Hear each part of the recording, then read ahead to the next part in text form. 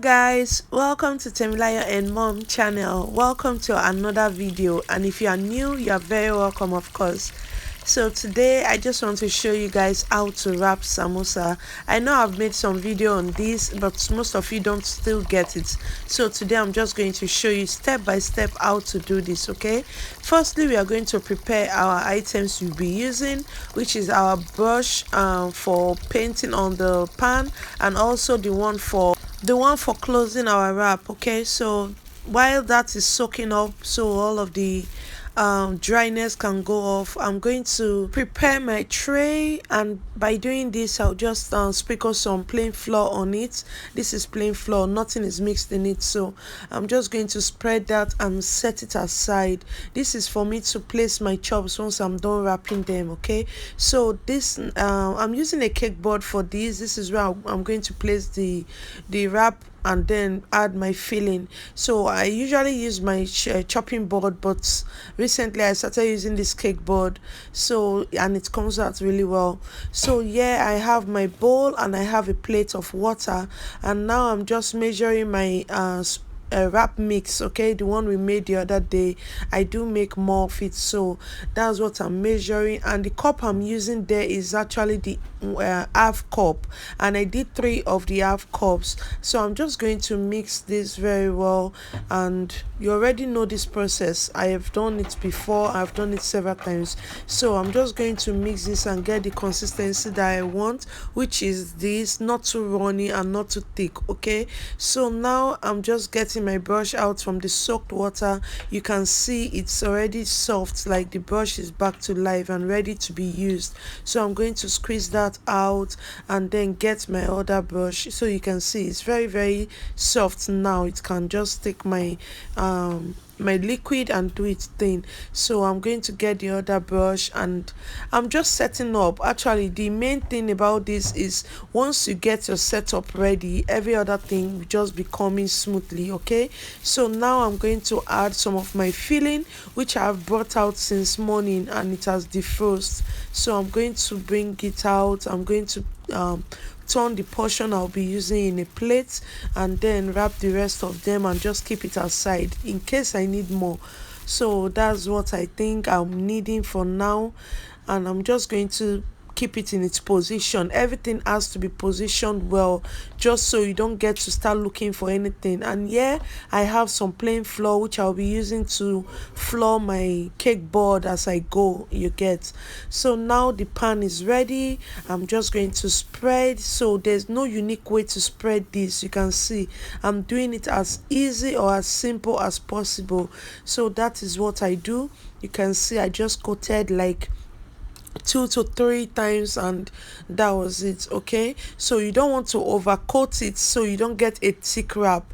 Okay, getting a thick wrap will lead to maybe it breaking or it's being too thick and all that, so you don't want to overcoat it. So that's why you don't need your liquid to be too thick. Okay, so you just want to run that few times. And okay, this is my technique. As I'm doing this, I'm already wrapping the one I brought out. So this one I'm going to drop it down, then add some more to the pan. While this one is cooking for a few seconds, I'm done wrapping the one I took out of it. So this is just how I do it. I don't okay, let me answer the questions of those that was asking if they can make the wrap and keep and maybe use it in the evening or some other time.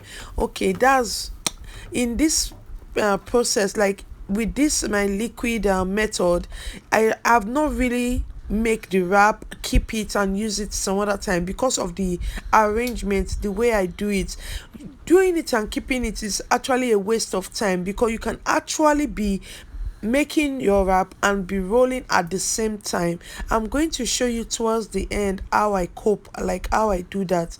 All you need to do is to set your cooker to the heat you can tolerate. Okay, so now I'm just going to show you several times how I do this wrapping thing, that everybody is asking me. Like, it's very very easy. You just need to get a hold of it, and that's it. Like, if you can do it once, trust me, you are going to get a perfect hold of it, and you are not going to have issues ever again.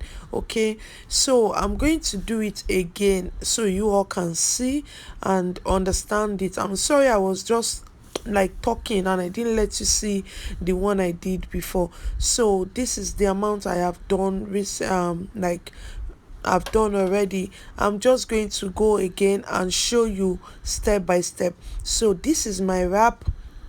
I'm just going to put it on the board. There's no specific way to put it. Just put your wrap on the board. You can see the wrap is not thick. It's not like extra thick. It's just there enough to hold your filling. Okay, so what you want to do, you want to place your filling towards the down, not very very close to the down, but you want to leave enough space at the up. That's where you do your closing. So you want to pick one side, put on top of the filling, then use your fingers to know where your filling is, and then you just want to know where your filling is. Let me go closer. Okay, so that is it. You can see how I'm using my fingers to like know where my filling is. Okay, so when you want to turn it, you have to make sure you are turning it close to your filling. This is so that it can be tight. You can see I'm even doing this with one hand, though I've not had my liquid that will make it to like seal it. I'm just showing you guys how it's done with one hand. Okay, so now I'm going to add my liquid and close for you all to see. So the reason you want to like use your finger to gauge where your filling is so that it will be tight. If it's not tight, it's going to scatter in your oil. Most of you, or some of you, have asked me, why does your samosa scatter? That's because it's not tight. So you can see how I'm using my hand to know where my filling is, and I'm tightening my stuff around it. So you can see this one I'm bending, or I'm using to close it, to finish it. You can actually just use a knife or pizza cutter to trim it out, but I don't trim it out because sometimes you might have in the middle of your samosa, so you just, that one will come in handy to close that hole, any little hole that you have there. So guys, this is what we've done so far. I'm just going to continue with the way. I'm actually slow because I'm doing this video for you guys. Normal I'm doing just 3 of a half cup. That one will not even take me like, it said 10 minutes, but then I'm making a video, so I have to take it one step at a time. I actually turned on my cooker at a point just so that I can move my camera around to show you guys. So you can see I'm going again. I'm showing you guys one more time. So I'm going to put the other wrap on the pan so that one will be heating up. So I'm just going to put it. You can see, you just roll. You can see the time I'm using to roll, the other wrap is already cooking. So that's what you want. You cannot just tell me you want to do your wrap and keep it for later.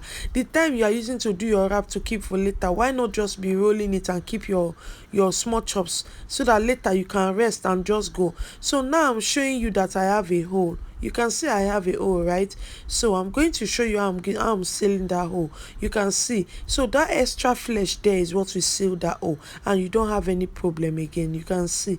So guys, I just hope this is very very helpful, because it's very easy. I don't even know, maybe me myself, I'm doing it in a way that looks difficult because this thing is extra easy. So this is the last one for the samosa that I'm doing, and I'm going to make another video for spring roll, just so that anybody that maybe samosa is your challenge, you will just watch a samosa video, and if spring roll is your challenge, go and watch a spring roll one. So this video is actually for just the samosa on. So I hope I've made myself very clear in this video. So at the end of the day, we got, I think, 26 samosas from the 3 of half cups that we did. By the way guys, today's Temilayo's 5th birthday. EP hooray! 3 of half cups will mean 1.5 cups. Okay, So that's it. This is it. I've already put it in the pack. And this rubber band, I bought it from Miniso. I bought it when I traveled, and I bought it so that I can be using it for Temi's hair. But man, the day I used it, you know, oil now, when you oil your hair, this rubber doesn't even hold at all.